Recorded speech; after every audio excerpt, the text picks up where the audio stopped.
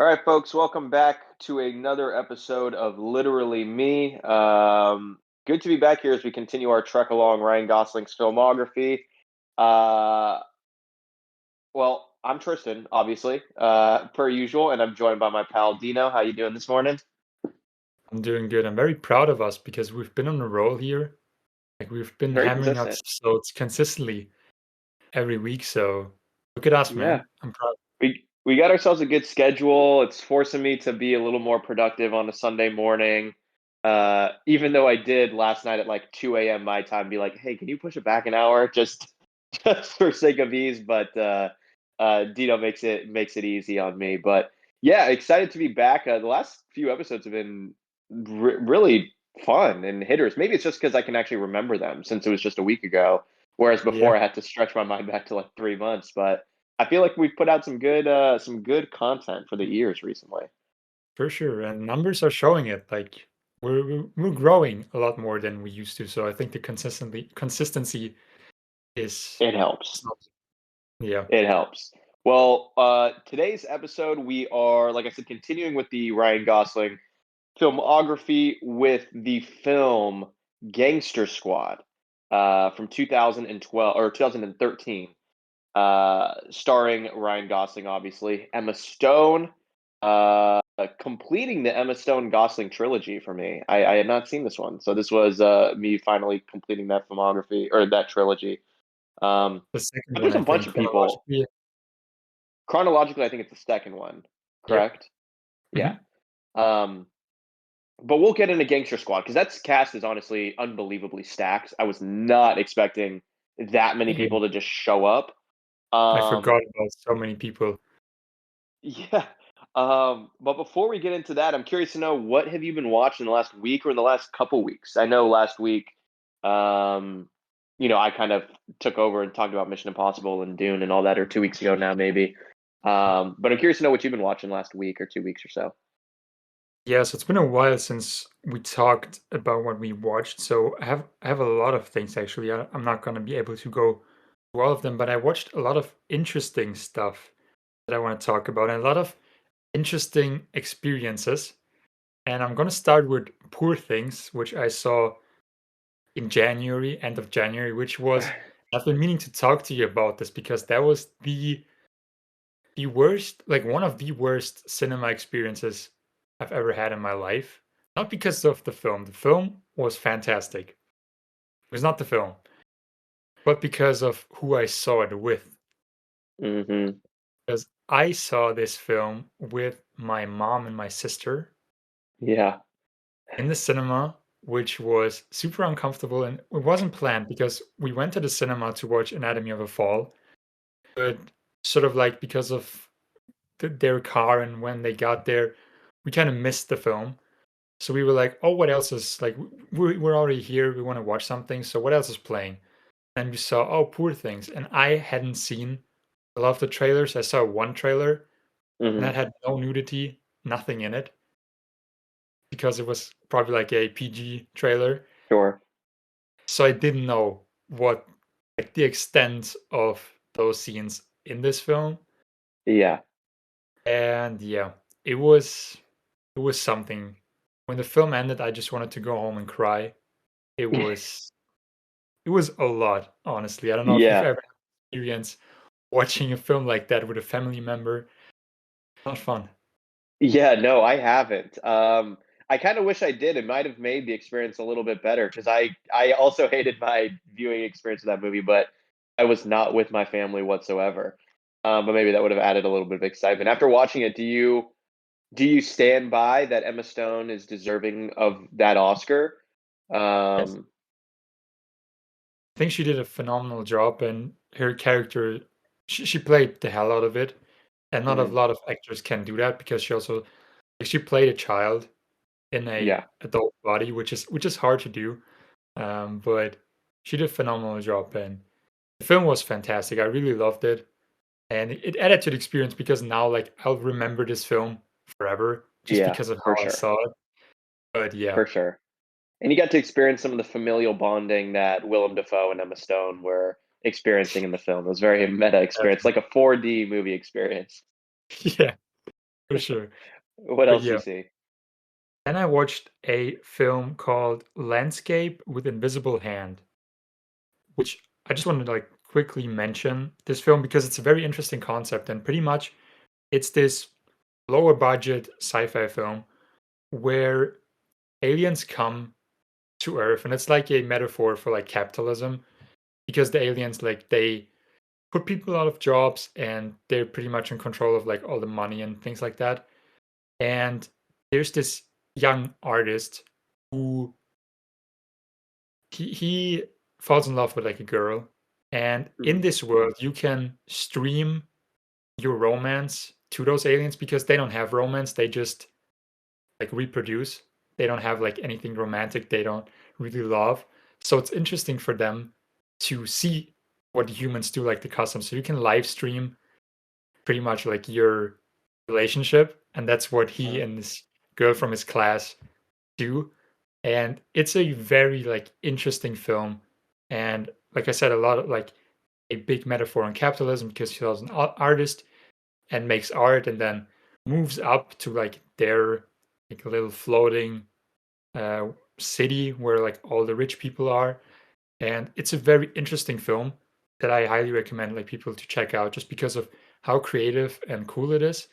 And I really like that concept of like humans live streaming their romance to aliens because they don't have that. It's just an interesting thing. And the actors were also really great in it. So just a quick that's super recommendation. cool.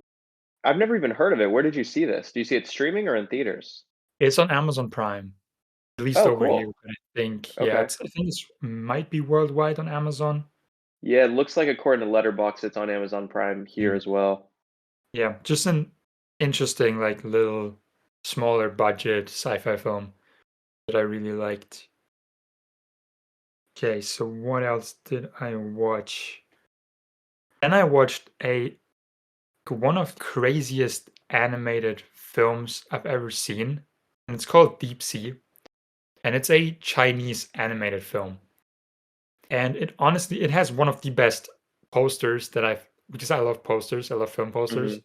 It is one of the coolest film posters, and the animation is just on a different level. Like I've never seen anything like it, and they're doing some crazy animated stuff in China, as I saw, because there are a lot of other films that people recommended that sort of have like a similar look or like from the same studio, and the Mhm. animation in this is just insane. It's a very beautiful story as well, so it's not just pretty animations and pretty visuals.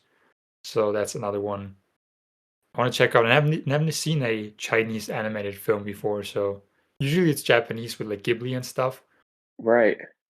But yeah, This one looks pretty neat. I'm pulling it up on Letterbox now just because I'm another one that I'm unfamiliar with. But mm, it seems like the general consensus is like this is kind of a pretty revolutionary style of animation that they did with it. it is. It is unbelievable and very underrated. Honestly, I think a lot of people should check it out. And just judging by the poster, I just watched it because I saw the poster. I was like, "What is this?"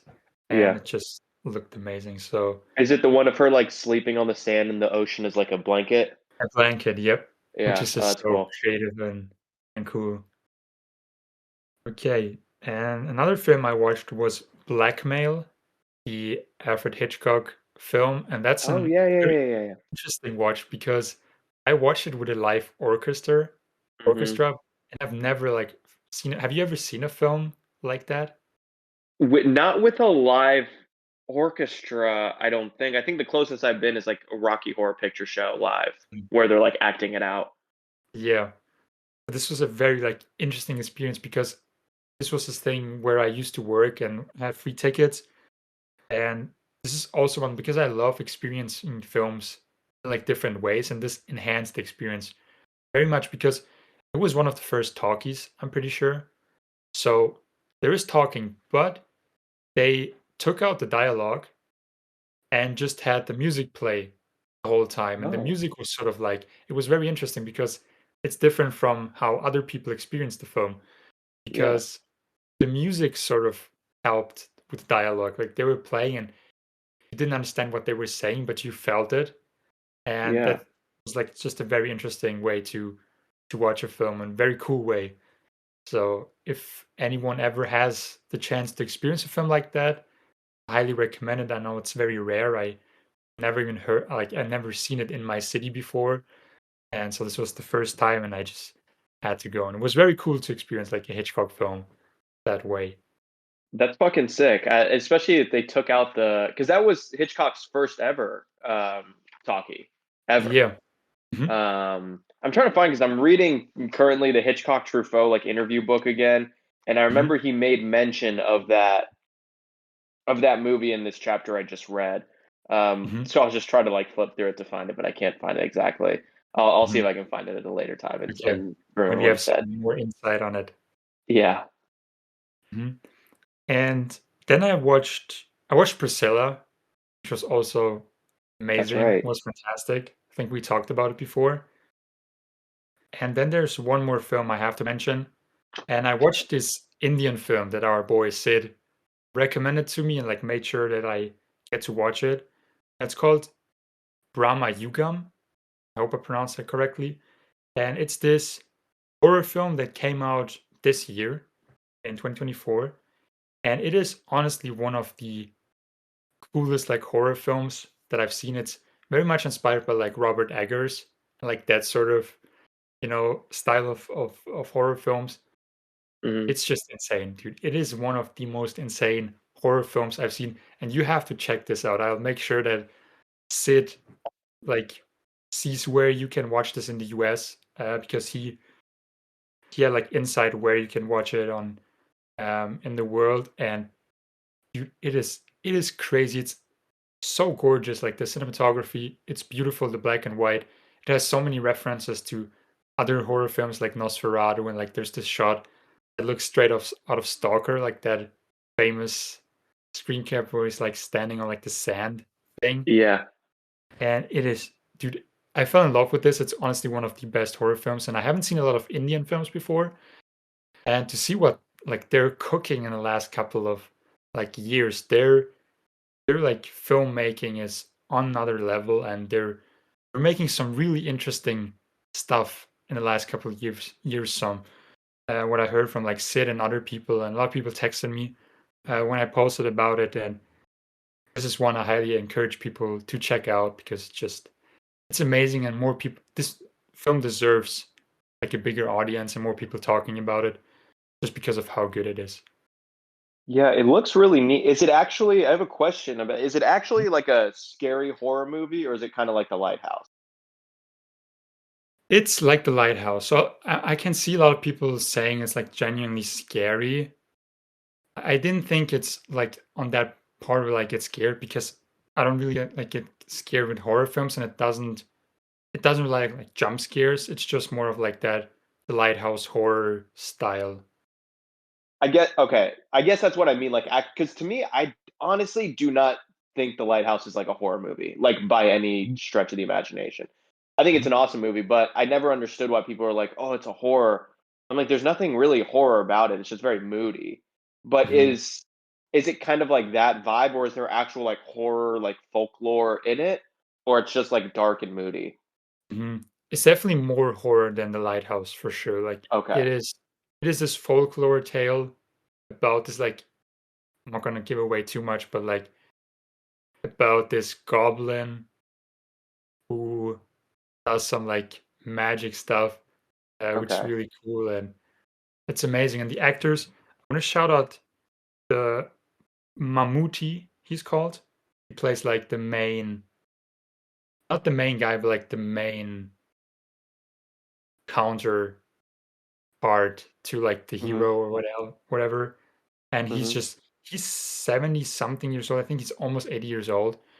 76, I think, and he gives honestly like a performance that is just insane for someone his age. Like it is incredible what they do with this film. So highly recommend checking this one out. Shout out to Sid for oh yeah. giving me a chance to watch this. Hell yeah! Shout out to that movie. I've been seeing it up on Letterboxd and Instagram a lot. I'll have to Mm. find a way to check it out eventually. He's making sure that a lot of people see it. He's making sure it gets international. So hell yeah, That's the kind of support a filmmaker needs right there. absolutely.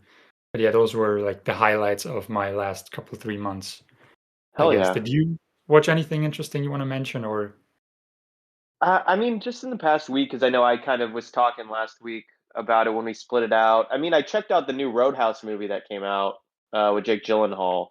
how was that? Um, it's I mean, it's a movie, all right. Conor McGregor is in it.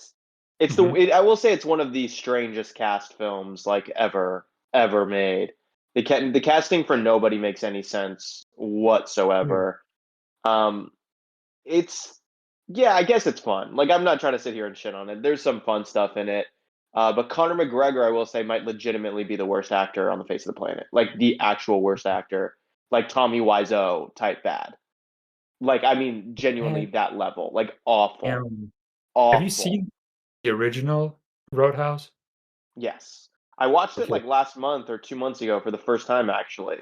Hmm. Um, just out of curiosity, and I enjoy it. But Roadhouse, in and of itself, is a ridiculous idea and a ridiculous, silly, goofy premise.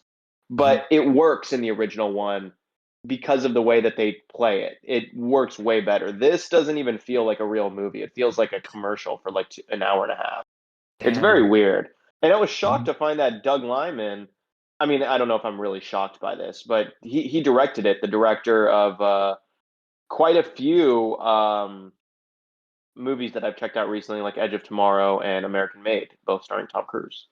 Mhm. Um, but yeah, this movie, yeah, it's on Amazon Prime for anyone who wants to watch it.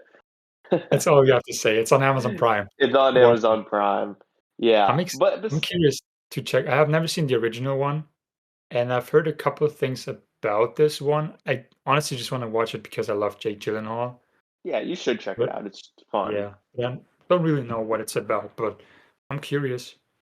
Yeah, the I would if you do check it out, I would highly recommend checking out the original like right after, or Sure. vice versa. Probably the original after. Um, I Okay. would say, because then you're gonna watch the original and then you're gonna watch this and be like, But if you watch this blind and then you go back and watch a much better version of it, you're gonna be like, More So I enjoyable. would recommend watching the original second. Okay. Um, the original also has a pretty good cast. Like Ben Gazzara pops up like out of nowhere, and yeah, great movie. But apart from that, I think all I really did was finish up some Tom Cruise shit. Mhm. Um, which I'll wait to get into. And I've stopped. Okay. There are a handful of Tom Cruise movies left for me to see, but I stopped. I'm gonna wait for our future Tom Cruise podcast to at least have some new ones for me.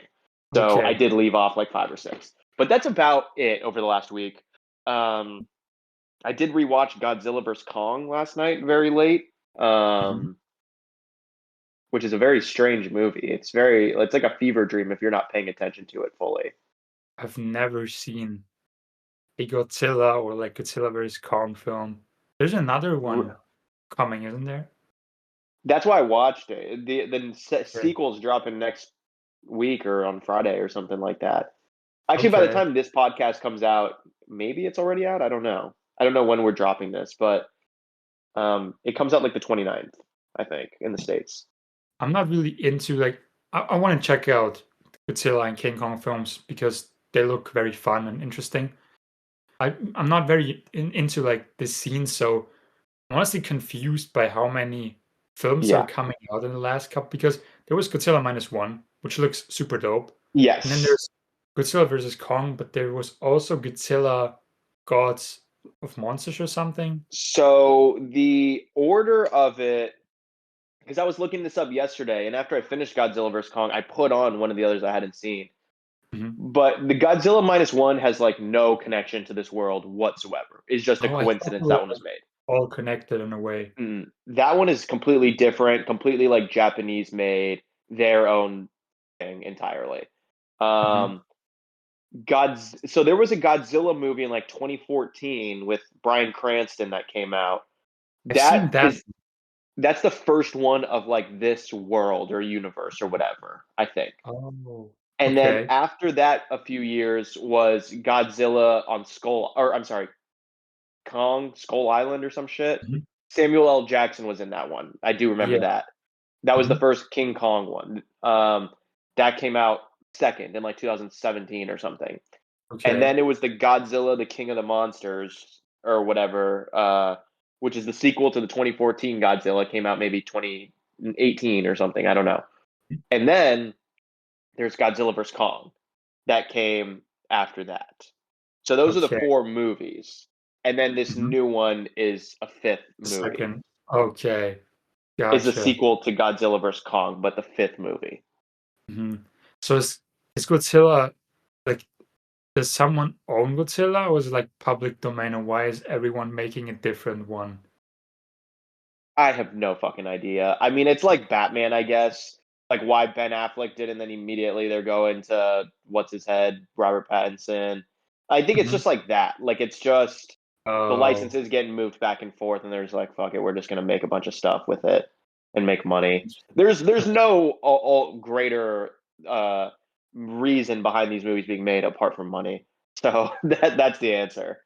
They look fun. They look very fun, and the newer ones, they look very, like, visually interesting, like, they're very beautiful films. I've seen a lot of, like, Yeah, screen caps from Kong Skull Island, which looks amazing, and that new Godzilla versus Kong, I guess the first one also looked really cool, so I'll there's try to some check cool. them out soon. Yeah, there's some cool stuff in it. There's some funny stuff. King of the Monsters one, like a again, these are just background noise. Like I was not really like sitting there paying attention. Mhm, But it's just like background noise, and I probably will check out the new one in theaters when it comes out, just for the shits and gigs. And one of my mhm. friends wants to see it, so I'll probably join him. But it does star Alexander Skarsgård in Godzilla vs Kong, which I did not remember. I saw it the first time in a plane, and I did not remember he was like the lead in it. And I'm a big fan of his, so love seeing him. Damn.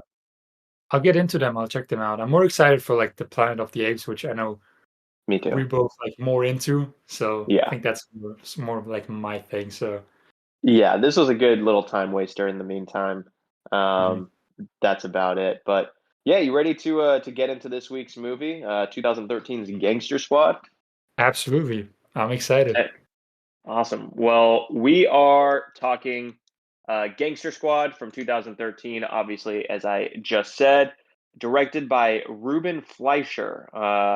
You might know him from the hit films Venom, Uncharted with Tom Holland, Zombieland and Zombieland 2, um, or Zombieland Double Tap. I don't even know what that is.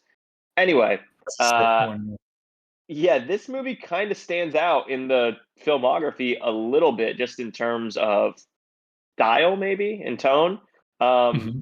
but like I said earlier, the cast of this movie is unbelievably stacked. Obviously, we got our boy RG, but we got Josh Brolin, Sean Penn, Emma Stone, Nick Nolte, Anthony Mackie, Giovanni Ribisi, fucking Michael Pena, Robert Patrick from fucking Terminator 2. Just an unbelievable cast of people. John Polito, the dude from Big Lebowski and Stuart Little and shit. Um, Unbelievable cast in what I thought was a very not unbelievable movie, personally. But I have never seen it before, so I went in blind. You have seen this movie before, correct? I saw it, I think, a year after it came out. Okay. What So did you think then, and what did you think now? it's an interesting one because, like I mentioned last time, I was not excited to revisit this one because, like I said, I had seen it and it didn't really stand out. I thought it was very boring and I didn't really like it at the time. And and I don't know if it's because my expectations were set low. Sure. I don't know if it's because I had to pay a little bit of money to watch it because it wasn't streaming anywhere, so I had to, like, reach into my pocket and pay for this because I always like, if it's not streaming anywhere, I don't wanna watch it illegally. I always Mm, wanna, like, support the artist, so this was the only way to watch it, so I paid money for it. Or I guess because a lot of people say when you watch more films, your taste gets different and you you look at films differently because you know what makes films good, what makes them bad, what makes them work, what doesn't. So a lot of people's taste shifts a lot, and they tend to dislike, I have a feeling, films more the more they watch it.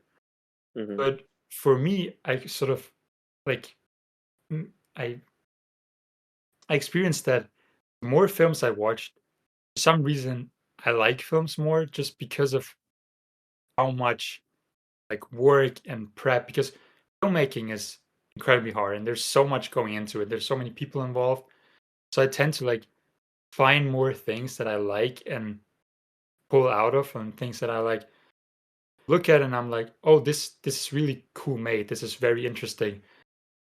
So I don't know the reason why I like this. It may have been this, but dude, honestly, it wasn't that bad. Like I liked it. I don't know why. I Yeah. think Ryan Gosling wasn't not his fault, but his character didn't really do a lot. He wasn't very interesting. Yeah. It had a lot less relationship between him and Emma Stone that I remembered because all the posters, all the promotional art, everything from my memory was just them. And then they were barely in the film for some reason, Yeah. which was interesting. But yeah, I honestly I had a good time. I liked it. So it changed quite a lot for me. But it was Good. your Yeah. first viewing experience. So I'm excited to hear like your thoughts watching it for the first time. Yeah, I mean, to be honest, I went in with pretty low expectations just based on what I had heard, but I was still excited to check it out, obviously, to see this cast. Um, I mentioned last week I'm working on a film called Method, that I'm a producer on, but I also acted in one scene, and I acted with this guy named Don Harvey, who is in this movie in a couple of scenes. So I was excited because I'm like, oh fuck, that's Don right there. This guy that I Who kind was of he got to from? know. He plays one of the cops when fuck, who did they got Josh Brolin. They were like from that other little town and they captured In Josh Burbank Brolin in when Burbank, they and he's the guy that hits Josh Brolin in the back of the head. And then when Ryan Gosling comes in, Ryan Gosling like knocks the fuck out of him in the jail, and he like falls back into the yeah, I jail remember. thing. That's Don Damn. Harvey. The dude's been acting forever. He was in the fucking Untouchables. He was in Casualties of War, both De Palma movies. Actually, that one Mhm. had Sean Penn in it as well. He had some great stories about Sean Penn. He worked with Terrence Malick in The Thin Red Line. Mhm. He worked with Darren Aronofsky in Noah. Like he's worked with all the great actors and was in Die Hard too. Just a real working man's actor. Damn. Um, Shout out to so I was Dawn, very man. excited to see him in this, and he was in Better Call Saul. For any fans of that, he was in that for a little bit. Hell yeah. Love that show. Um, but apart from that, I think I came to the conclusion that again, very entertaining. If there was a better director, it probably would have been a very fine movie. I think it was directed like straight up like badly. Like I think it was like badly put together. But I love plenty of shitty movies. Like I love some bad movies because it's just sometimes it just works and it doesn't you don't have to have Kubrick making fucking everything, right? But I think the reason that it took me out was like I think Far and Away, and I'm not even going to count Song to Song. I don't even consider that to be a real movie like in that exists. I don't even think I didn't even watch it for the pod. I know you watched like what 20 minutes and turned it off, and I just straight up said I'm not going to watch it because speaking of Malik, we're just not in that vibe ever. Mm. I think this is far and away the worst character Ryan Gosling has played at this point in the podcast and maybe ever. I think it is like not even close. Um, and Yeah. while Gray Man, a movie that I loathed, I at least thought it was a decent character and he actually was good in it. This, I think the character is fucking awful. Like, I really do. But Josh Brolin is very interesting in it. I was way more interested in Josh Brolin in this movie than Gosling. Mhm. Honestly, I kind of hated anytime Gosling was on screen. To be honest with you, his voice was awful. The character was just awful. Um, and I'm assuming he maybe just did it because Emma Stone. They're obviously very close friends, and the cast was insane. I'm sure that probably um, was a reason. Fucking, I'm looking at the cast now too. They had Holt McCallany, who was the dad in the Iron Claw. I don't remember if you got to see Iron Claw yet or not. Not yet. Um, yeah, insanely stacked cast. So maybe that's why. But yeah, ultimately, I really disliked it, but mainly because of the Gosling character. The story is interesting. It just Mhm. wasn't really made that well to make up for. what I thought was a awful Gosling character. I completely understand where you're coming from, and I agree because his character sort of didn't do anything. Like his character, and not him as an actor, but like the way his character was written was like the worst part of the film. He had like a Yeah, couple funny lines, like the shoe polish kid. But yeah, apart from that, it just didn't really. You could have cast any other actor in that role, and it would have been the same. Like they didn't utilize Ryan Gosling like they should have. Like his character could have been the standout. He yeah, wasn't. Josh Brolin was amazing in it, and Sean Penn, he was like the standout for me because he yeah. gave Sean a Penn's great. very like chilling and great performance as the main villain. Mickey Cohen, which was a real gangster in LA, Hmm. which was great. I liked his It kind of performance. reminded me of his performance in Mystic River. Like it felt almost like a continuation of that sort of Yeah. person. Hmm. Um, but yeah, it's funny because it's weird to look at it because we're going backwards in Ryan Gosling's filmography. But this something just popped into my head. I'm like, I feel like this is the for and he hasn't had many. Ryan Gosling has not had many roles. Like you made a great point where like anyone could have played this. This was not like a role where it was specifically for him. I Mm. would venture to say all the movies that came prior to this, like chronologically, that we're gonna get to later, are all movies that like were perfect for Ryan Gosling. I'm trying to just rack my brain and think of like, were there any where it's like anyone could have played that? And I don't think so.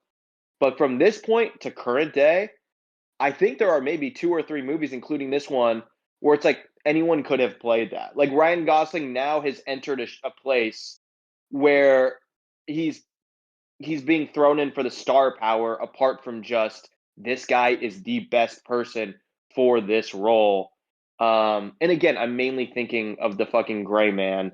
But it's just notable, I guess, because it's funny to put it within like the release date and the time within like history because it does feel like somewhat significant in that way. I don't know if it just sounds like I'm just making shit up, but I feel like this is that first one where it's like, oh, this was the first money grab. This was the first Yeah. money grab of the career, I think. Mhm. I don't blame him for it, and No, maybe it's yeah. maybe the character was even something else. Maybe like they toned it down a little. I don't know what it was, but his character, like you could have even cut him out in a way. Sure, he Hmm. had like some relation with like Josh Brolin and made sure that he doesn't step out of line, but his character really wasn't the shining because in other films, Ryan Gosling is like the like what shines in the film.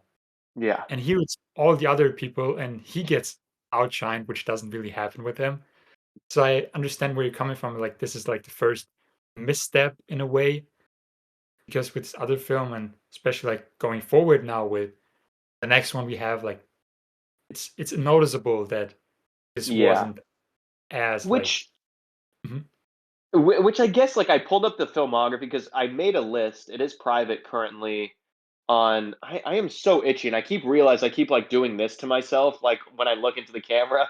Um but I'm looking because on a private list on Letterbox. I'm currently like ranking each of the Gosling of what we're seeing in the mhm, podcast, or what we're mhm, watching in the podcast and going through. And to be honest, I know I said that there are multiple. There really are only two movies he's ever done so far where it's like anyone could have done that, and this is a clear and okay. There may be some other money grabs, but still, he was at least perfect for the role. Like Barbie, he is still a perfect Ken. Like it's Ryan Gosling. And yep, for Blade Runner, he really was great as fucking K or whatever his name was. But the mhm, Gray Man and Gangster Squad are really the only two where it's like this is just like insert big name actor here and hope for money. So I do want to take that back that I said that there was a lot. It's really just this and the Gray Man.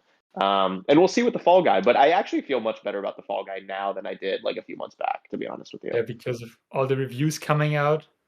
The It's reviews, I like the way that they're rolling out all the marketing and like have been doing the PR for it. I think it's cool. I think they're doing a good job. I think it'll be a lot of fun. I don't know that it'll be a great, incredible film like, he would make with Cian France, but I yeah. think it's gonna be a ton of fun and it's gonna be really dope. It's a rom com. From what they're marketing, it's just a rom com.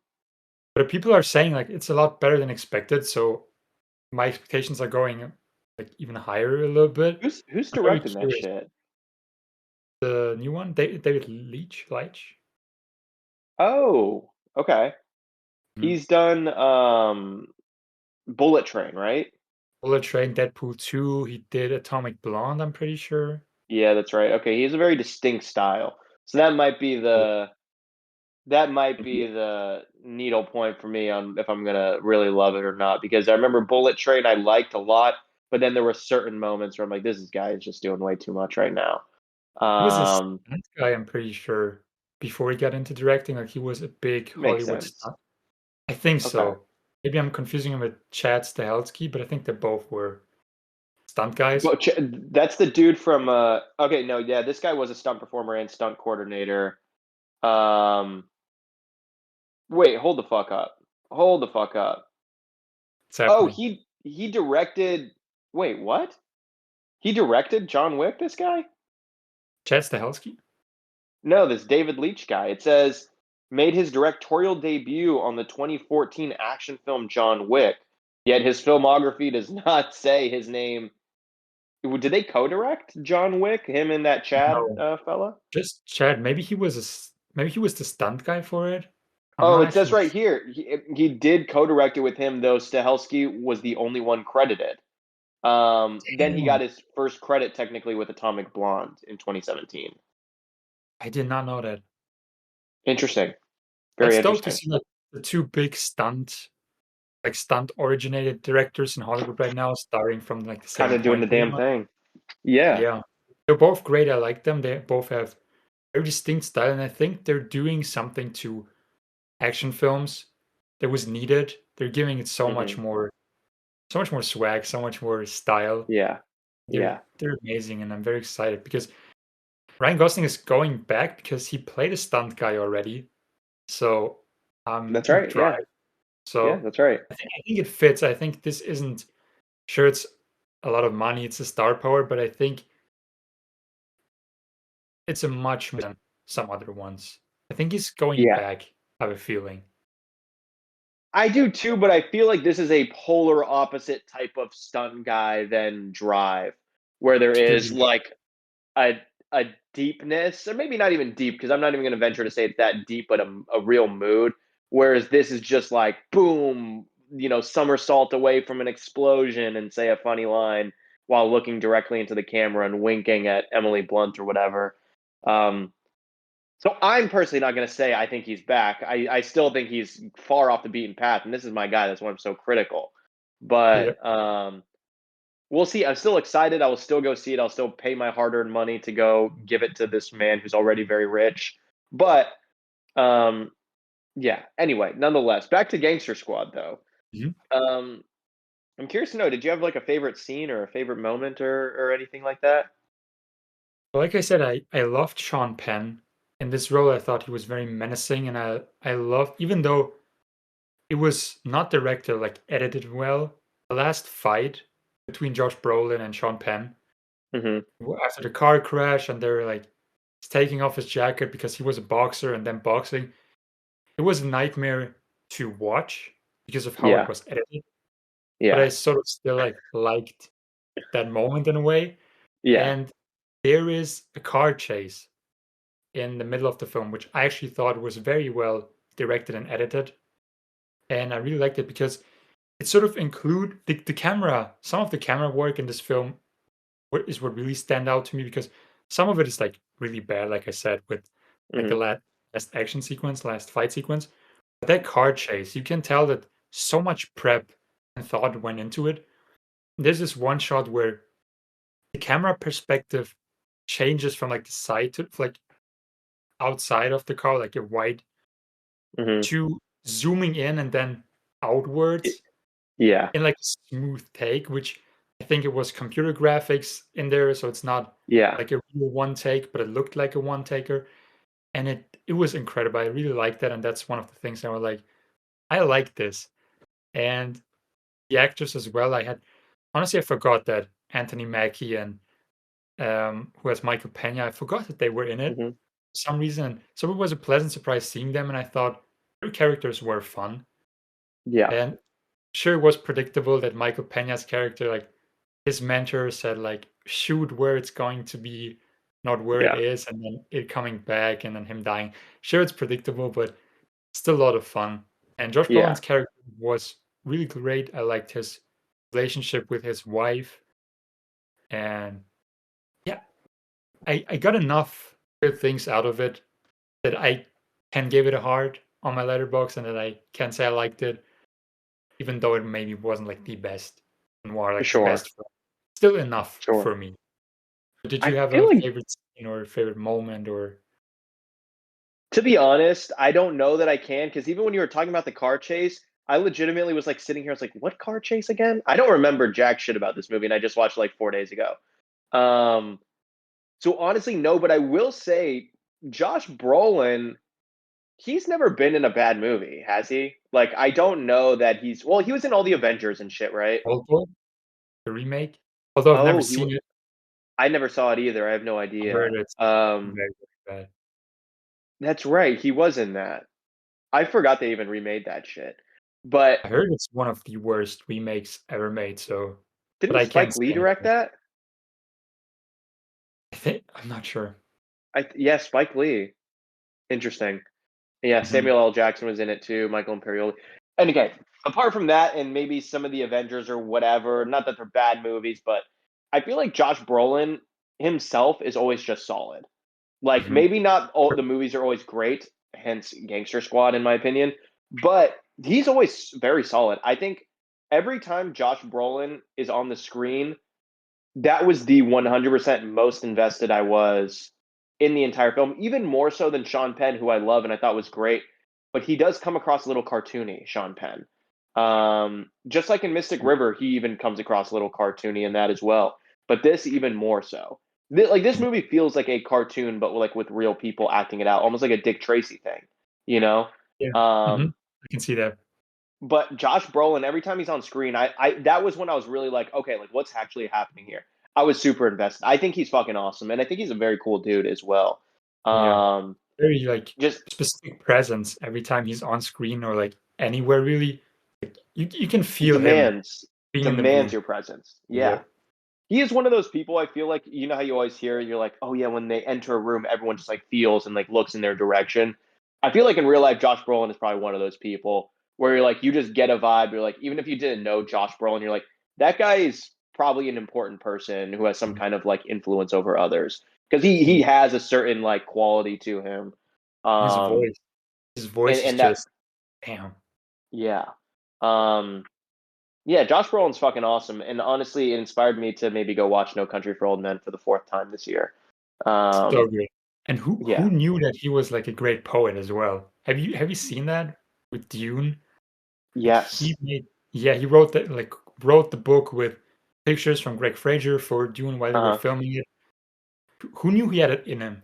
Like, he is He just is, an yeah. all-around, like, incredible person, I think. He's it's funny because he's like down with like the hardcore and like punk scene that like I like, Mhm. um and he's on this podcast with this like legendary like hardcore punk singer named Toby Morse. He played in a band called H2O, and him and Josh Brolin are like buddies, like a relationship and friendship that I never thought would exist or they'd ever cross paths. But they're like close buddies, and I listened to his episode on Toby Morse's podcast, and this dude's just chilling. He just likes bikes. He's sober. He likes fucking shredding on the guitar. He likes acting. He likes writing stuff. Like, he just seems very chill and Yeah. very fucking cool. Um, yeah, shout out to Josh Brolin. Maybe after the Tom Cruise cast, we'll do a Josh Brolin pod afterwards. And We'll then just you have a continue this lot with of the new actor. great films except for Oldboy to go through. Yeah, This man does that's not right. miss usually. Yeah. Um, Yeah, but I think that was it for favorite scenes. I mean, and again, obviously the scenes with my guy Don Harvey. I obviously was Was very invested. Was like, this is great. He just got his ass beat by Ryan Gosling and got dude, and to that assault jailbreak Josh scene Brolin. that Huh? jailbreak scene was genuinely, like, fun and cool. It's fun, very fun. And I think Giovanni Ribisi is also another very solid actor. Anytime you get him in anything, he is very solid. Um, and that was one where, I mean, it's not a favorite scene, but the scene where he does die, like they put him back, or like he's held back or whatever, like he had to stay and like watch them or some for some reason. I don't Mhm. why did he have to stay back again? Because his kids, they wanted him to be safe or some shit. Yeah. I watched it last night. I don't really remember why he Yeah, I stayed don't behind. remember why, but he stays back and then he No, gets killed by Colt McCallany. yeah, he said something because he's like, "Why are we? How are we better than the bad guys?" I think Oh, he that's what said it that was. That's they're what it going too was. far, and he's like, "Sit this one out. You don't have to be there." He showcased a little bit of like a moral compass, and they're like, "Sit your Yeah. ass down. You're not coming with us." And then he got fucking killed by old Mm. Holt. Yeah, that scene was like again not a favorite. I'm not like yeah, fuck yeah, kill him. But I was Mhm. like, like I remember like actively being, oh, that sucks. Like he had the family. Mhm. I like Giovanni Ribisi and shit. Um, but ultimately, I mean, I don't know. I don't really know that I have that much personally to say about the movie. Do you have any kind of not final thoughts? I mean, unless you want to get to that point, but do you have any last notes about this movie or anything in particular you want to mention about it? Well, with the scene you just mentioned, I don't really get why this other guy's coat like caught on fire. So I was like, "Oh, he's Yeah, gonna like burn to death or and burn the then house it down." He immediately just takes it extinguished off, it. just folds it, Yeah, and I'm like, what was the reason for it?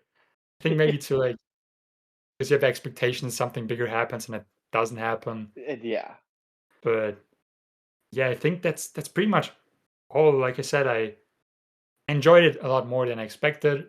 I'm not sure why. I think I just got something out there for me. I also paid money for it. And yeah. yeah, it's just it wasn't as bad as I remembered it being, and I think that's Sure, why it got better. And I think it might get better for you as well on a rewatch it probably sometime. will. Maybe because for me it just got a little bit better, and I just enjoyed it for what it I was think and not what it I could have think been. I agree. I think the expectations weren't even like I'm expecting it to be good. It was I was expecting Gosling to be good and his character to be good. And when the only reason I'm watching it is because of this guy and the character is like stinks, then I'm like, all right, what am I doing here? But Yeah. I'm curious to ask, and maybe this is something we can start incorporating in the pod in the Mhm. future. And again, I'm only doing it because I'm looking at like my ranking here. But Gangster Squad, where would you rank it in the movies that we've seen so far? Not the whole Gosling filmography, but in what we've seen so far, what movies would you rank it in between, if you could think, or is it dead last, or is It's it the front runner? Is it number one? not for sure, but I think it's the last one for me, just Yeah, because of how much more I enjoyed the other ones. yeah, I think this was definitely like the standout from the episodes we've done so far as like hmm the worst in a way. sure, So I think this is has to be the last one. I enjoy, but still I enjoyed it, and enjoyed all of his films so far, and I think I'm gonna enjoy all the other ones, at least the ones I've seen. I know. yeah. So yeah, it's just it's not that it's bad. It's just the least Your least interesting, favorites? the least Yeah, favorite, the least interesting, the least Ryan Gosling actually doing something interesting yeah. out of all of them. So yeah, Okay, It- I it's can see that. it's is it the last for you? Is that reserved for the Gray Man? No, the Gray Man is better than this movie. I will Okay. say that. And the Russo brothers are my arch nemesis. I would spit on their shoes if I saw them in public. Not actually. Um, but again, the Gray Man character, while I believe anyone could have played it, Ryan Gosling actually does a phenomenal job with it. And they give him the room that he deserves and he needs to really make the character a likable thing. This, he had no room to make this fucking annoying little high pitched motherfucker likable whatsoever. There was no room and no time for it whatsoever. So, of the 8 Gosling movies we've seen, again, I'm not counting Song to Song. You know what? Fuck it. Song to Song is number 9. Song to Song is the worst. Didn't even I see it. forgot It's about the that. worst. That's actually the Yeah. worst one. I forgot that Far and away the worst film that he's ever been a part of, ever. But because again, that I was didn't watch it. unwatchable. This one is at least like you can enjoy it, but that one was Exactly. just It's unwatchable. mm, But I will say I do respect Gosling taking on a role like that, working with a Terrence Malick, saying, "Yeah, let's do this completely experimental thing at South by mhm, Southwest." I can appreciate that for more than sure. I can appreciate him hopping on the Gray Man. But the Gray Man is way more entertaining and way more Mhm. fun, and he's way better in it. But Yeah, I'm not counting song to song. I feel like we got to just leave that one off because Yeah. what did we do for that pod episode? Instead, we didn't talk about movies that were like it. We talked about movies that uh Didn't what was it by like? like directors we liked that were bad or what was it that we did? I think it was films that we didn't like, or did Did we wasn't just shit on movies that whole episode? Is that what we did? We were I think just being so. haters. I think we talked about some song for like 5 minutes. You even said like poor people who click on it to like who enjoy Yeah. the film to click on it to hear people discuss it, and it's just like, oh, we didn't like it. Let's talk about other films. Yeah, it was here's Dino, he watched 12 minutes of it, and here's me, I watched the opening credits and turned it off. That was like Mm. the extent of I think I powered through the whole thing. you watched I thought you turned it off. I don't actually remember. I'm gonna pull it up Which on says a lot. Letterboxd. Uh, well, I oh shit, you don't give like reviews, but maybe it'll show if you gave it a full watch though or not. If I give it a full watch, because I don't log films if I didn't watch the whole thing. Yeah, you did watch it. It says you did watch it. Yeah, but I watched it, but I told you that I did not like I don't know anything about it.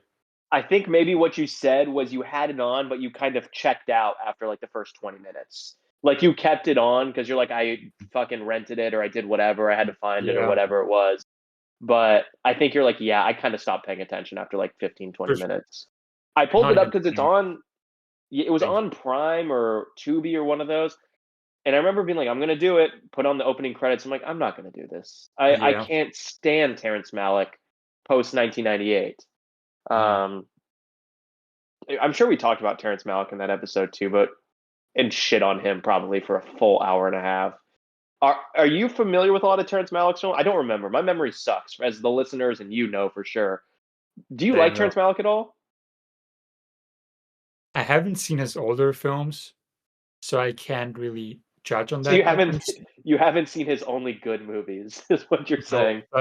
I've seen Knight of Cups, but I don't think Yeah, if I've seen the full thing. Maybe I have, and Song to Song, and I respect him for doing like this style of filmmaking and sticking to it and doing something different than yeah.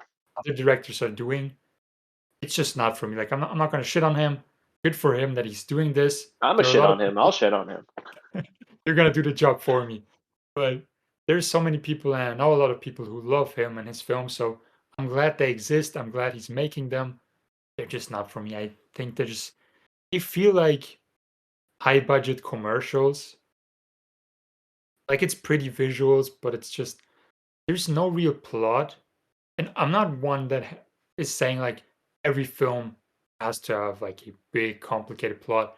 I like films that are just slice of life and just characters interacting, but this is just too free, I guess, for my personal taste. Yeah. It feels like a 2 hour because they're all at least like 2 hours. It's like a 2 hour long um fucking like cologne commercial. You know, Yep. you see these commercials for like these colognes and perfumes that are always very weird and make no sense and Yeah, very just people like enigmatic. spinning around and just Spinning pretty. around in like a exactly like a dried up like salt fucking lake or something. I don't even know. Like it makes no sense, but Yeah. um yeah. Anyway, Mm. let's throw that in the bag. Let's move on and let's talk about our literally me films for this film. Well, I We guess rank before his that, character first. yeah. Mm. Um, here you go ahead. If you want to Okay, rank this fella. from 1 to 10 handcuffs. I guess he's because he's a cop. Yeah, he's handcuffed a 1 to 10 lot, or handcuffs. How much is this Ryan Gosling character literally you? like one, probably. Again, because I feel like I know nothing about this guy apart from he has an annoying voice. Like And he that's likes the so much only films, thing. so Yeah. I mean, I have an annoying voice, so maybe I'll give it a two. But I don't know anything about this guy genuinely, like whatsoever. I feel like I knew nothing about him, which is why I feel like finding the four movies was very difficult for me at first. Found mm, something like a decent approach to it, but mm, yeah, I'm gonna give it a one, man. yeah. The What about same for you? me. I think I'd give it maybe a 2. Because like I said, he likes Emma Stone. I like Emma Stone. And he's really nice to that shoe polish kid. He genuinely looked out for him. I Yeah, when respect that that kid about him. got fucking roped like that, He I felt tried. like bad. He, Yeah, he he tried gave to him money, entertain like, him. just get out of here. Don't just get Yeah, out of here. And the kid didn't listen. So it's not his fault. And he gave the kid money yeah. before. So I like that about him. So I'd just give him a 2. But like you said, I also didn't include films that I think he would like because you don't know what he would like. He has no personality really. So I also went a different approach with the films. So it's not going to be Yeah, literally him films. yeah. Um, Do you want to well, with kick it that off? being, Hmm? sure, I'll kick it off. I Let me pull up my notes here. I Again, like I texted you yesterday, I was like, I'm kind of having a difficult time trying to figure it out. But then I think I found a solid sort of approach of four movies that are much better, but are movies that I think do work for this.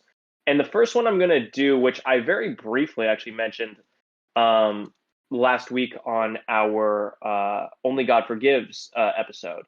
I mentioned a film called Brawl on Cell Block 99 as one of my picks.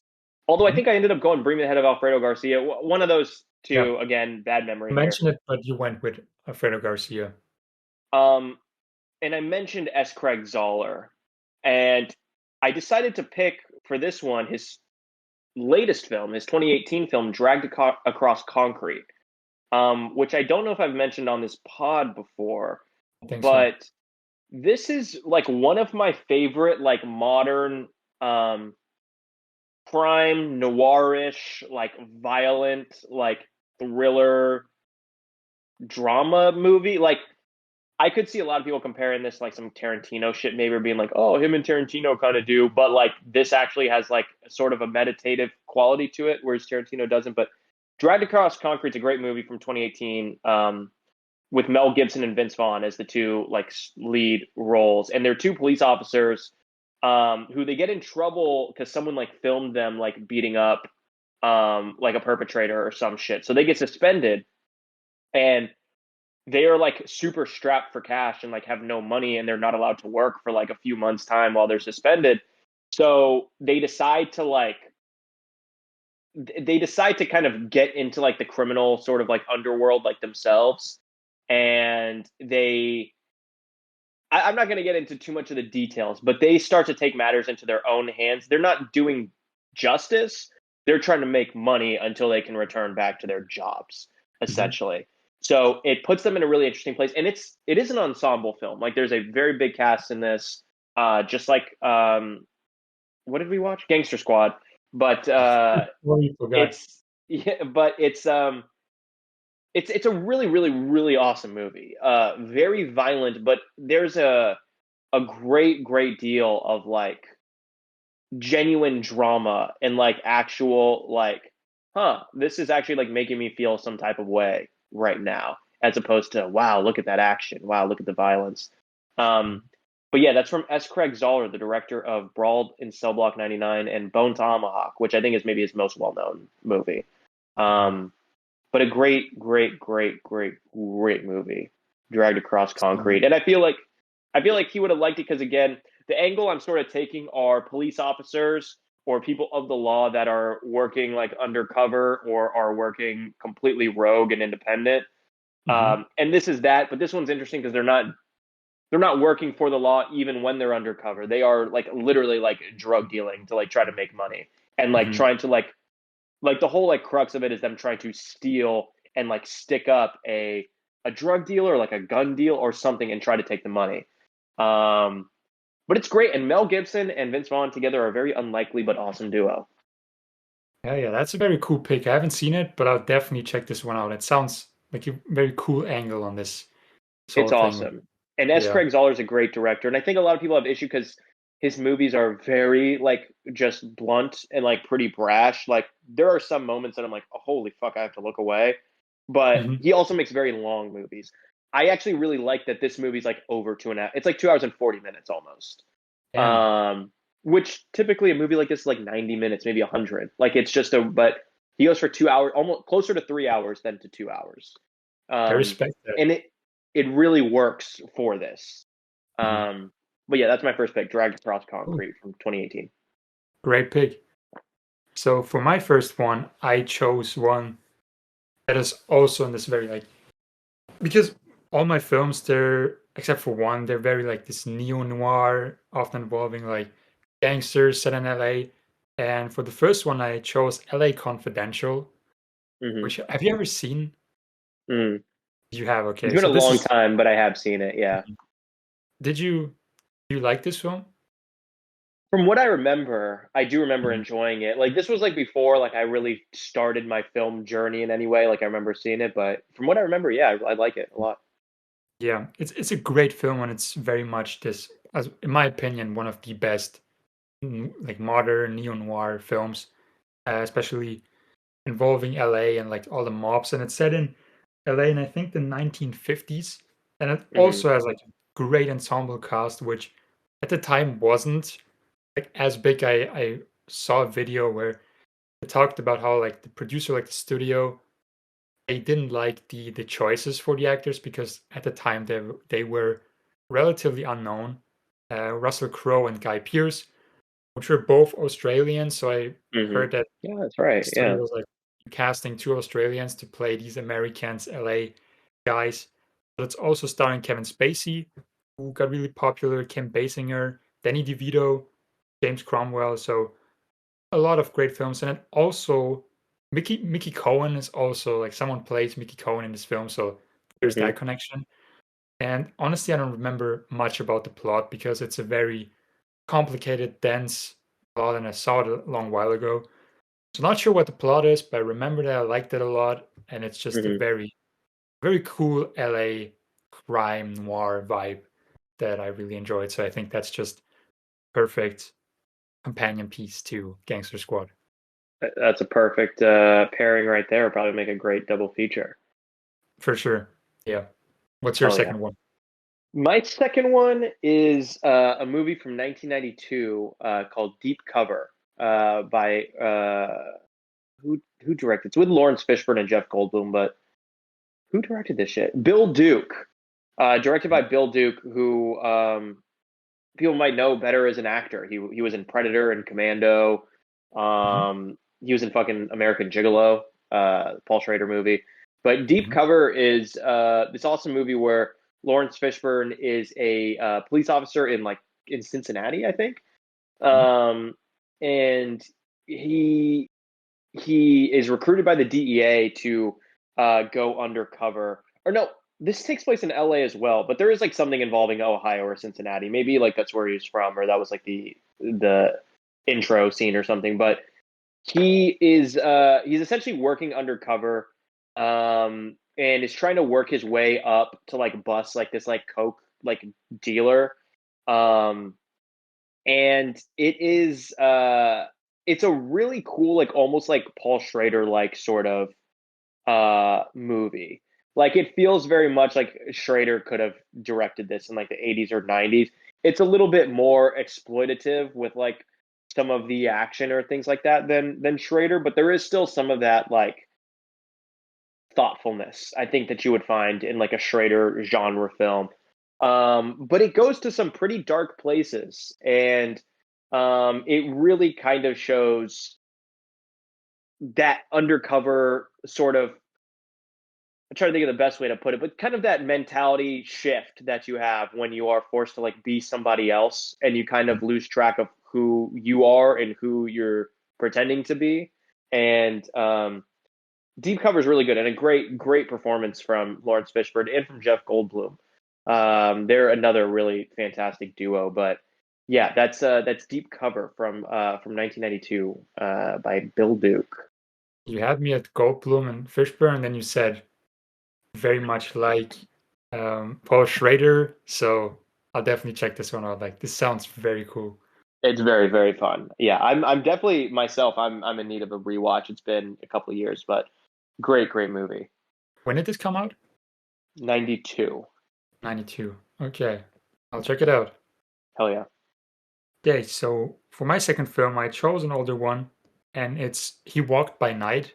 which came out in 1948, which is one of the best like early noir films and one that inspired a lot what came after. And it's pretty much a story about this pretty much this cop killer. So it's this burglar who ends up killing a cop who discovers him, and so the whole city, all of the cops are searching for this one guy. But he also has some connection to them. I'm not going to spoil it, but he knows a lot of like how cops operate, and so it proves very difficult for them to find them because he knows their tricks, he knows how they operate. So he's always like a step ahead of them. And so they have to be innovative, they have to try out different methods to find this guy. And it's a great noir film. It's in black and white. It's really really cool. And have you ever heard of this one? Have you seen it? I have Because seen I it. Okay. Yeah, I haven't seen it in a long time. I do remember that it felt almost like a documentary, like in the style of it. It's sort of shot Um, like that. That's what I wanted to say. Like, I think you would like this film a lot, but yeah, you've seen it I already, got to so rewatch it. I know for a fact it's probably on YouTube for free, or at least Prime or something for yeah, free. for sure. Just given the era it came out and the fact that it's kind of like a B noir, sort of like an overlooked noir, not one of the big noirs of this era by any means. No, it's Um, definitely like a sleeper in that way, but it still yeah, inspired a lot. And like you just mentioned, it has this documentary feeling about it, which is just a very cool yeah, approach to a noir film, especially for that especially for time. the time. Yeah. Jinxed. Yeah, yeah, that's an amazing, amazing pick. Very deep cut. Mhm. That's my second one. What's Hell your yeah. third one? My third is far and away my favorite film on this list. One in my top 30 films maybe of all time, top 50 for sure. And that's Cruising by William Friedkin. You know, I'm a Friedkin fanatic. Oh yeah. Um, Starring Al Pacino, came out in 1980. Um, this movie is about Al Pacino. He is a cop who goes undercover because there is a killer going around killing various members of the gay S&M communities in New York in the late 70s, early 80s. And Al Pacino goes very deep undercover in this, where nobody else on the squad, the police squad or whatever, like know what he's doing. A lot of them don't even know who he is. It's very much like that, like, hey, say anything and we'll pretend like we don't even know who you are, type of shit. Um, but I love my favorite part of Gangster Squad is the assembling of like this like ragtag team of people to like work under the law. Mhm. And while this is just one person, really, it really kind of it shows like just how. And I'm trying to think, and now I'm kind of like talking myself out of it because I'm like maybe this wasn't like the right pick for it, but I just wanted to talk about it because I love this movie so much. But it's a great mix of horror. It's a great mix of that crime thriller Mhm. feel, and Friedkin just being like one of the greatest directors to ever live ever just does such a great job with this film in creating like both subliminally a bunch of really weird feelings when you watch it, but at the same time he leaves it so open ended and there are no solid answers. And I think that's something Gangster Squad actually um, could have like benefited from. Like Yeah. would have been like maybe some ambiguity in some places and not so open and shut. Then now that wasn't the movie they were making by any means, but it's just something where I look at it in Cruising. I'm like, wow, this was so like it's not just an action romp. A lot of directors could take that premise and be like, oh my god, this is just going to be a really cool genre action thing. But it takes a special director like a fucking William Friedkin, or even like a Craig Zoller, like I mentioned for Dragged Across Concrete, to really make something that actually has some like emotion there and some heft to it that makes you question and ask questions. And um, Cruising is a very controversial film. The entire gay community boycotted the shit out of it in 1980 when it came out, saying that it was like saying that they were killers or some ignorant shit. But everyone was upset back then when a movie was made about any group. Um, but just a phenomenal, phenomenal film, and has developed quite the cult following over the years, and has definitely received a massive reappraisal in the last like 10, maybe even more years as being like a major, major Friedkin work. Um, Alongside, The Exorcist or The French Connection. I mean, like it should be talked about within the same breath. for sure. I need to get back into Friedkin's filmography and finish it because I haven't seen all of them, and all the ones I've seen so far are just amazing, and I love him. So I need to get through more and watch this one because I've never even heard. I mean, I've heard about it, not the title, but I've heard about like the controversy that happened. Yeah. So I'm curious It's to an check. incredible, Yeah. incredible film. Yeah. R.I.P. to Friedkin. Maybe the one like filmmaking Hollywood like death that has actually like affected me, where I was like, fuck, dude, Mhm. like I actually like shed a tear. R.I.P. Yeah, Love that that man. was And recent. yeah, it was like maybe a year or so ago. Yeah. Um, yeah, maybe like a year ago or so. Mhm. I never mind. I was gonna throw someone under the bus. I'm not gonna do that. Anyway, your next your next movie. Okay. So it's funny that you mentioned like putting together a group to do some work because that's actually why I picked this next film. So it's not necessarily a crime noir film, but when Josh Brolin goes around to hire these people to put this group together, it Hmm. reminded me of a film that I also watched recently. So it's another way to talk about one more film that I watched recently. That is The Sting. And you know how much I love Butch Cassidy and the Sundance Kid. Yes. I finally got to check out this next one they made with the same director, the same two actors, and George this film George is Roy just Hill, right? exactly. And this film is just so much fun to watch. Like I said, I watched it for the first time, and I'm not gonna spoil it, but it's these two con artists, they put together this group to make this to scam someone on like a big Yeah. level. And the lengths they go to make that work is just incredible. The twist in the end, for that time, like I watching it now, I didn't even see that coming. It just fooled me so much, like it fooled so many people. And you have seen this one. Did you have never seen it? I Okay. own both this and Butch Cassidy on Blu-ray upstairs. Have not seen either ever. And I love George Roy Hill because I love Slapshot, one of my favorite movies, and Paul Newman. So yeah, Do me a favor, if you got the time and you're in the mood for it, definitely check out those two. You can even do a double feature, I think. This I would be feel like very this is interesting. Paul Newman is in The Sting as well, correct? It's It's him Paul and Newman. Redford again, Yep, the those exact two. same trio. Okay, Because it worked so well in the one and they had so much success that they made another okay, one, a that different makes premise. And sense. he played different characters in personality as well. But this film is just so much fun. It's so like the lengths they go to scam this guy to it's such a creative and well written film. And I think you'll love it. And like I said, the twist in the end, I did not see that coming. It fooled me multiple Hmm. times. So it's a phenomenal film. And I really Hell yeah. the more I think about it, the more I like it. And I already liked it a lot when I first watched it. So this is an all time great film. Let's go. Awesome. That's an awesome pick. Well, I see your new Hollywood classic and I raise you another new Hollywood classic Hmm. because my fourth and final film that I'm going to be picking is by another director I very, very, very much love, Sam Peckinpah, his 1969 film, The Wild Bunch. Hmm. Same kind of reasoning, sort of Yeah. putting together this ragtag crew of individuals to go do something that's not really in line with the law or legally, allowed. Um, there's really not much I can say about the Wild Bunch. It's obviously is a very well regarded film and has been talked about to death by hundreds of people, or thousands, if not millions of people.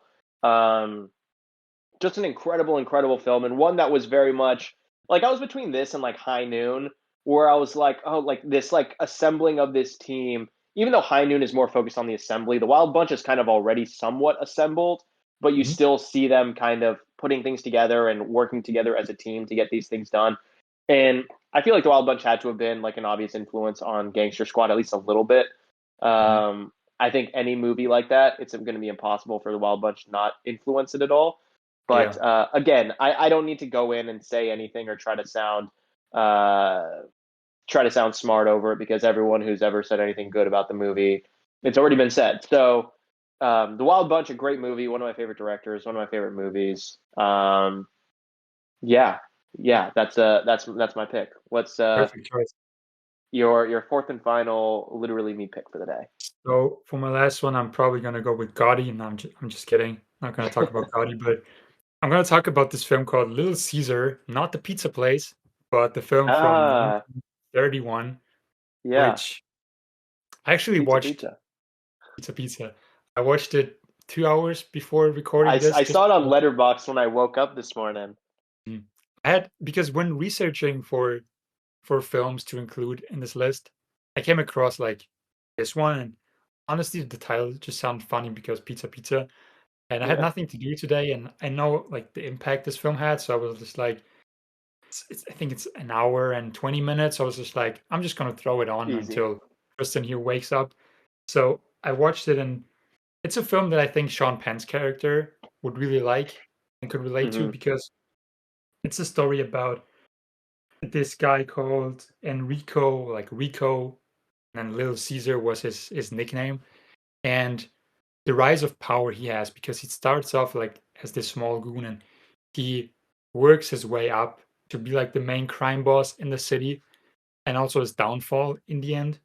And it's very clear that Joe Pesci like watches him and was like, Yeah, I want to be that guy. This is my style. This yeah. is how I want to talk. So that's very funny. And just the impact this had. I mean, it's also one of the like the earliest talkies, and it was very When did different this at come out? Like 31? 31. Yeah, It was? Oh, wow. All right, that was a really good I guess. guess. And yeah, like I said, it just inspired so many because it was so different at that time. People hadn't seen a crime film like this, and I read in like the letterbox reviews, this was before it was like a stricter guide for films. So this film didn't shy away from like the Pre-code. brutality. Yeah. Yeah, And imagine seeing this in 31, not having seen anything like this. This would have blown your socks off. You would have been like, I yeah. need more crime films. And this is what happened. We got a lot more crime films. I mean, Scorsese was definitely inspired by this film a lot and all the other great crime directors and crime films. So I didn't want to pick obvious choices like, I don't know, Chinatown, which would have worked really well with this film, or like Goodfellas or something. But one that's sort of started this genre of films in a way Hmm. and paved the way for these kind of films. So yeah, Pizza. That's my fourth pick. Pizza, pizza. That's fucking awesome. Well, honestly, great picks today. I'll go through my top four, and then you can go through your four.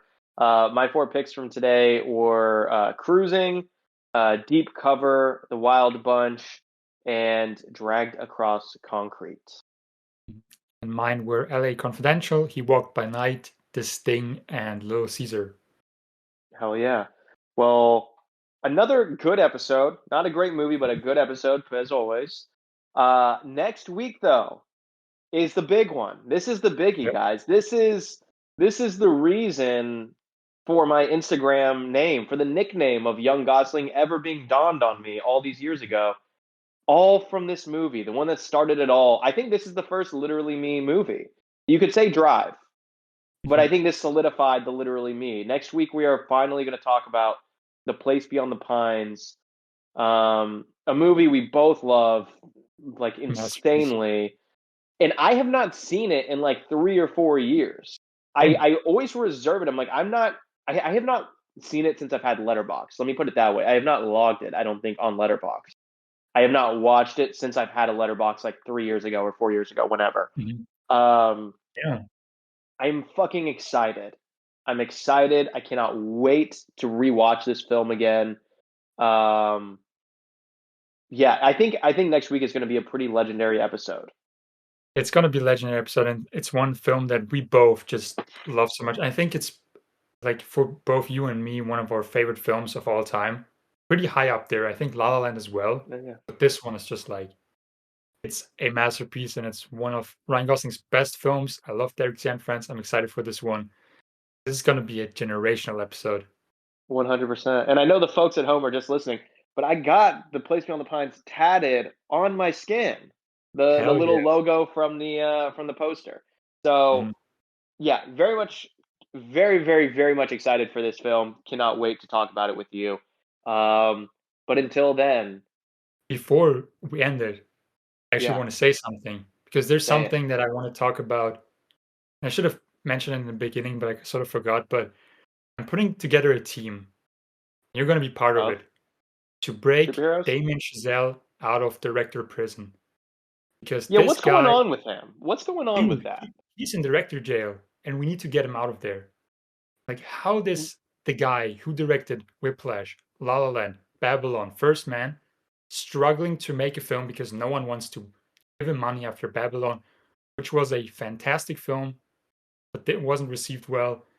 He said in an interview that it is hard for him right now to get money again, especially like that sort of money to make the films he wants to make, just because of Babylon, which was fantastic. So it's a It tragedy. was. But Such also, a isn't he kind of just sitting here saying he won't get that money? There's no shot that no one out there won't give him like $3 million, though, right? For sure. But I think what he wants to do and what he deserves to do, I mean, he directed four of the greatest films in the last couple of decades. So Hmm. he deserves that kind of money. And it's a shame to see someone who directed such bangers not really getting. And I feel like that's a big problem with Hollywood nowadays. Because back then you were more allowed to make mistakes, but nowadays it's just like if you make a big mistake, you're sort of you don't get the same chances as I think directors back then. I think they got more chances than nowadays. Maybe, but honestly, I don't know. There are a lot of shitty filmmakers that are constantly making films out there today. Um, For and sure. back then, like there were like filmmakers who like made one bad film and then never directed again. Or it's easy to say because then you'll be like, oh yeah, that movie didn't do well, but they still had an illustrious career. But then when you like really look at the brass tacks, it's like, oh, they all took massive cuts, like to make, you know what I mean? Like, Mhm. but I get where you're coming from. In any David Lynch should not have been able to work after Dune, even though that was not his fault. The studio Mhm. ruined that movie for him. But on Mhm. paper, he probably should not have been able to have worked. But you look at it, he never got Dune money ever again. Ever again. Yeah. But he then went on to make the best films that he ever made in his entire career after that. Blue Velvet was his next film, was done for like less than half of what Dune was. Not even half, like maybe a quarter of what Dune cost.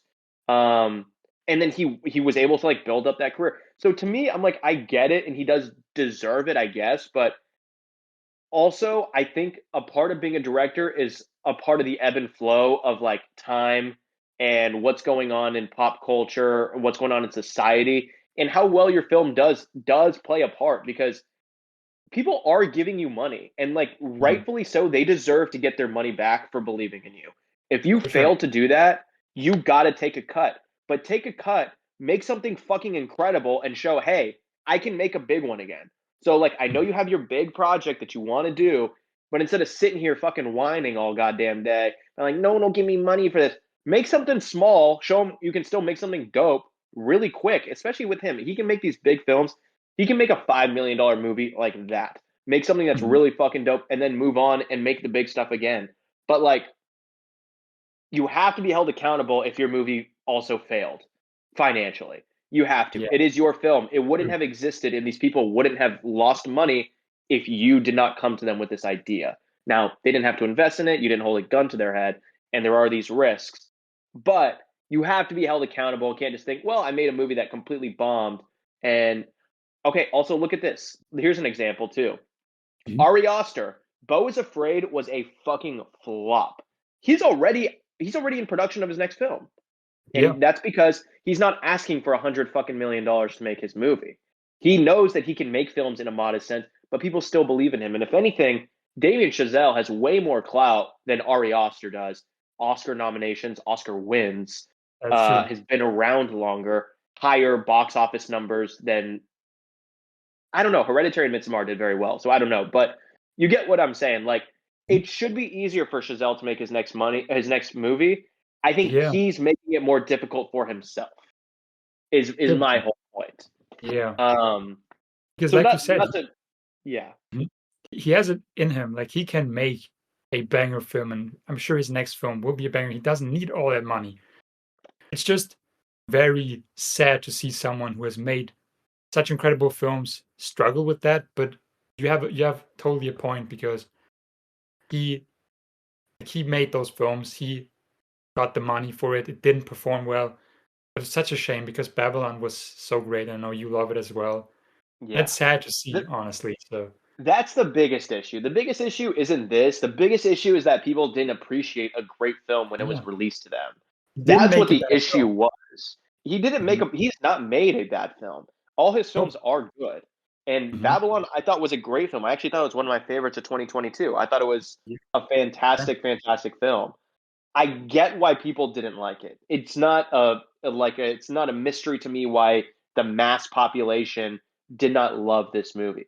But Mhm. one of my best friends, he's not a movie guy at all. Like he's like the one like I went to go see Dune with him because he's like he'll go see shit like that. He's like, Mhm. yo, I want to see Godzilla vs Kong too. But Yep. he went and saw Babylon. He's like, this was like one of the best movies of the year. He's like, this movie was incredible. So Mhm. even for the most passive moviegoer to still appreciate it is sick. But I can understand why most people didn't even go to see it because, like, wow, over 3 hours and about like the silent era of Hollywood. Mhm. Um, I get it. It's not a mystery to Yeah. me, but that's the big issue because this Mhm. is like I can't even like sit here and be like "Oh, someone should give him $1 million. I don't think anyone should give him $1 million right now. Like I think he should do something much smaller. And he needs Just it. he needs it, and for And his he own needs to peace of make mind too. And he needs to yeah. make some fucking money. He can't continue to lose money. If he makes another $100 million movie again, and for some reason it fails, he's done. He will never get that money again. It's over. It's over Mhm. for him. So why not just take a step back, make something for like 10 million? There's Yeah. no doubt in my mind he could make a movie for 5 to 10. He could raise $5 to $10 million. I can't even begin to doubt that. I Mhm. can't doubt that at all. He could raise that. I think he just wants too much. Yeah. I think that's maybe we don't have to break him out of Director J. Maybe we just have to shake him up a little bit and tell him some We words just of we just affirmation. need to Tell him like, "You got this." shank him in the shower, scare him a little bit. That's all we have to do. Make him drop the soap, but we don't have to break him out. He can figure out his own escape. I think he'll do a good job escaping himself. Yeah. Yeah, but I'm excited to see what he comes up with next. I hope something soon. I hope he makes something Yeah. again. Oh, he never made something bad. I'm just saying, like, I hope he makes something again. Something again. Yeah. Because Yeah. I am a fan. I am a fan.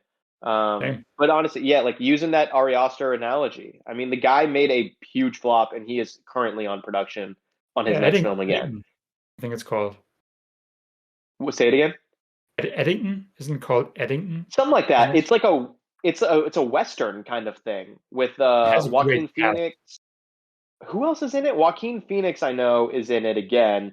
Isn't Um, Emma Stone also in it? and Emma Stone. Emma Yeah. Stone. I knew there was someone where I'm like someone who like they'd make like a perfect match Mhm. together. Yeah, Emma Stone. Yep. Um, very, very, very excited for that movie. A Yeah. western kind of dark comedy horror thing. Mhm. Ari Aster is making the most interesting stuff He um, is. right now. So very cool. Anyway, Set uh, during COVID, I've heard. So oh really? I didn't even know if that. it's That's if it fucking is it awesome. Eddington? Maybe it's something else I'm mixing up, but I think if it's called That Eddington, sounds right. That sounds right to me. mhm, Um, yeah, Eddington. Yeah, and Pedro Pascal. That's the third one. Pedro yeah, Pascal as well. mhm. Great cast. Great I've heard cast. it's set during COVID, but I'm not sure. Yeah, if you, I googled new Ari Aster movie, and Mhm, it also, on Google it says like people also ask, and it has like whatever has like also been searched, and mhm. it says what is the Harry Oster horror movie? Harry, Harry Oster. That's his new name. Um, yeah, but yeah, no, you're right. Eddington is described as a Western horror noir ensemble comedy set during the COVID-19 pandemic. That sounds Yeah, fucking awesome. That sounds sounds great. cool. Um, okay. Well, anyway, we Mhm. could talk here for hours about directors and their upcoming movies and their jail time, but we'll save that for the next ep. Place Beyond the Pines next week. Very excited to talk about it, and yeah, see you guys next week. Thanks for listening. Bye bye.